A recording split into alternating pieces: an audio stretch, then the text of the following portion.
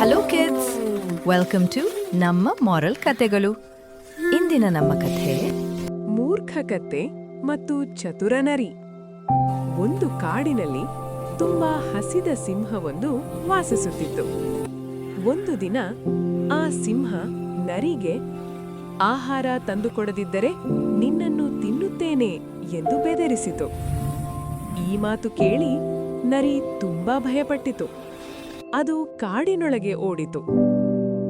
ಒಂದು ಸೌಮ್ಯವಾದ ಕತ್ತೆಯನ್ನು ಭೇಟಿ ಮಾಡಿ ಆ ನರಿಯು ಕತ್ತೆಯೊಡನೆ ಸಿಹಿಯಾಗಿ ಮಾತನಾಡಿ, ಸಿಂಹ ನಿನ್ನನ್ನು ಕಾಡಿನ ರಾಜನನ್ನಾಗಿ ನೇಮಿಸಬೇಕು ಎಂದುಕೊಂಡಿದ್ದಾನೆ ಎಂದಿತು. ಈ ಮಾತು ಕೇಳಿ ಕತ್ತೆ ಸಂತೋಷಗೊಂಡಿತು. ನರಿಯ ಮಾತು ನಂಬಿ ಸಿಂಹದ ಬಳಿಗೆ ಹೋಯಿತು. ಆ ಕ್ಷಣವೇ ಸಿಂಹ ದಾಳಿ ಮಾಡಿತು. ಆದರೆ ಕತ್ತೆ ಹೇಗೋ ತಪ್ಪಿಸಿಕೊಂಡು ಓಡಿ ಹೋಯಿತು. ಸಿಂಹ ಕೋಪಗೊಂಡಿತು. ಮತ್ತೆ ನರಿಗೆ ಬೆದರಿಕೆ ಹಾಕಿತು. ಈ ಬಾರಿ ಆಹಾರ ತಂದುಕೊಡದಿದ್ದರೆ ಖಂಡಿತವಾಗಿ ನಿನ್ನನ್ನು ತಿನ್ನುತ್ತೇನೆ ಎಂದು ಬೆದರಿಸಿತು. ಭಯಗೊಂಡ ನರಿ ಮತ್ತೆ ಕತ್ತೆಯನ್ನು ಭೇಟಿಯಾಗಿ, ಸಿಂಹ ನಿನ್ನ ಧೈರ್ಯವನ್ನು ಪರೀಕ್ಷಿಸುತ್ತಿತ್ತು. ನೀನು ಗೆದ್ದಿದ್ದೀಯಾ, ಈಗ ನಿನ್ನನ್ನು ರಾಜನಾಗಿ ಘೋಷಿಸಲು ಕಾಯುತ್ತಿದೆ ಎಂದಿತು.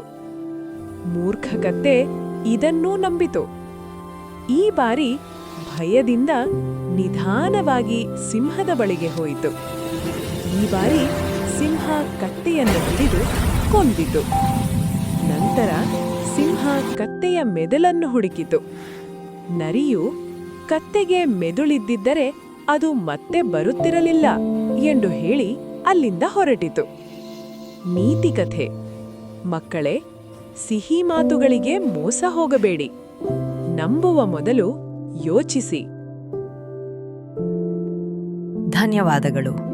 ವಿಡಿಯೋ ಇಷ್ಟವಾದರೆ ಲೈಕ್ ಮಾಡಿ, ಹೊಸ ಹೊಸ ಕತೆಗಳಿಗಾಗಿ ಚಾನೆಲ್ನು ಸಬ್ಸ್ಕ್ರೈಬ್ ಮಾಡಿ. ಮತ್ತೆ ಮುಂದಿನ ಕಥೆಯಲ್ಲಿ ಸಿಗೋಣ.